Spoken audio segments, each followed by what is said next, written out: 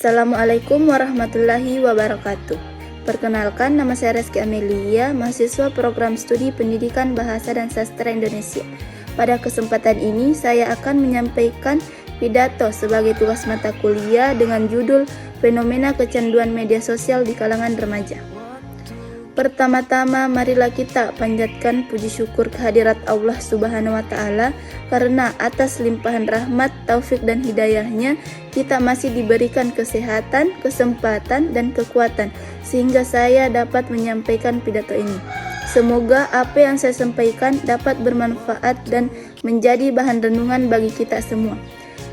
Di era digital seperti sekarang, perkembangan teknologi berlangsung sangat pesat. Hampir setiap aktivitas manusia tidak terlepas dari media sosial dan internet. Media sosial memberikan banyak kemudahan, mulai dari berkomunikasi dengan keluarga dan teman, dan mencari informasi, mengikuti perkembangan berita, hingga mendukung proses pembelajaran. Bagi pelajar dan mahasiswa, media sosial juga dapat menjadi sumber ilmu pengetahuan apabila dimanfaatkan dengan tepat. Namun, di balik berbagai manfaat tersebut, media sosial juga membawa tantangan yang tidak bisa kita abaikan. Salah satunya adalah munculnya fenomena kecanduan media sosial di kalangan remaja. Banyak remaja menghabiskan waktunya berjam-jam hanya untuk melihat video, menggulir beranda, atau mengikuti tren yang terus berubah. Namun, tanpa disadari, kebiasaan ini dapat mengurangi waktu belajar, waktu beristirahat, bahkan waktu untuk berinteraksi dengan keluarga. Dampak pertama yang ingin saya bahas adalah dampak psikologis. Kecanduan media sosial dapat memengaruhi kesehatan mental seseorang. Banyak remaja yang merasa harus selalu mengikuti kehidupan orang lain di media sosial. Mereka sering membandingkan penampilan, prestasi, maupun gaya hidupnya dengan apa yang mereka lihat di internet. Padahal apa yang ditampilkan di media sosial belum tentu mencerminkan kehidupan yang sebenarnya. Akibatnya, sebagian remaja menjadi mudah merasa kurang percaya diri, cemas, iri, bahkan stres. Mereka merasa kehidupannya tidak sebaik orang lain. Selain itu, komentar negatif atau perundungan di media sosial juga dapat melukai perasaan seseorang dan memengaruhi kondisi psikologisnya. Tidak sedikit pula remaja yang mengalami gangguan tidur karena terlalu lama bermain gawai hingga larut malam. Kurang tidur membuat tubuh mudah lelah, sulit berkonsentrasi, dan mudah emosi menjadi kurang stabil. Oleh karena itu, kesehatan mental harus menjadi perhatian kita bersama. Jangan sampai media sosial yang seharusnya menjadi sarana komunikasi justru menjadi penyebab munculnya tekanan psikologis. Dampak berikutnya adalah menurunnya produktivitas belajar. Sebagai pelajar dan mahasiswa, kewajiban utama kita adalah belajar. Akan tetapi, saat ini banyak peserta didik yang sulit berkonsentrasi karena terlalu sering membuka media sosial.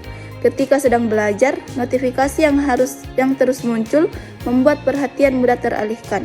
Niat awal hanya ingin membuka media sosial selama 5 menit, tetapi akhirnya menghabiskan waktu hingga 1 atau 2 jam.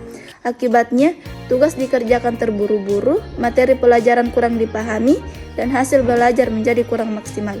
Jika kebiasaan ini terus berlangsung, prestasi akademik akan mengalami penurunan. Selain itu, kebiasaan membaca buku juga mulai berkurang karena sebagian besar waktu dihabiskan untuk melihat konten hiburan. Lalu, apa yang dapat kita lakukan untuk mengatasi masalah ini? Pertama, kita harus mampu mengatur waktu penggunaan gawai.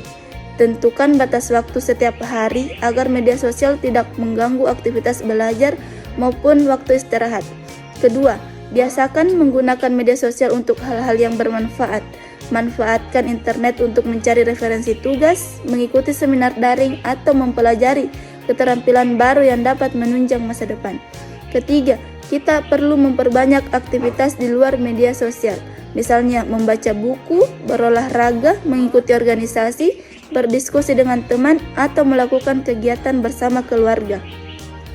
Aktivitas seperti ini dapat membantu kita mengurangi ketergantungan terhadap gawai sekaligus meningkatkan kemampuan bersosialisasi.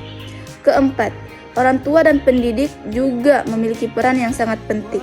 Mereka perlu memberikan teladan dalam menggunakan teknologi secara bijaksana, serta meningkatkan remaja agar mampu mengendalikan penggunaan media sosial. Perlu kita sadari bahwa media sosial bukanlah musuh. Yang menjadi masalah adalah ketika kita tidak mampu mengendalikan penggunaannya. Teknologi diciptakan untuk memudahkan kehidupan manusia.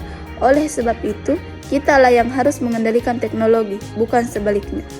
Mari kita jadikan media sosial sebagai sarana untuk belajar, berbagai informasi yang bermanfaat, mengembangkan kreativitas, dan menjalin komunikasi yang positif. Jangan sampai media sosial menghabiskan waktu yang seharusnya kita gunakan untuk belajar, ibadah, berkumpul bersama keluarga, maupun mengembangkan kemampuan diri. Sebelum saya mengakhiri pidato ini, izinkan saya menyampaikan sebuah pesan. Masa remaja adalah masa yang sangat berharga.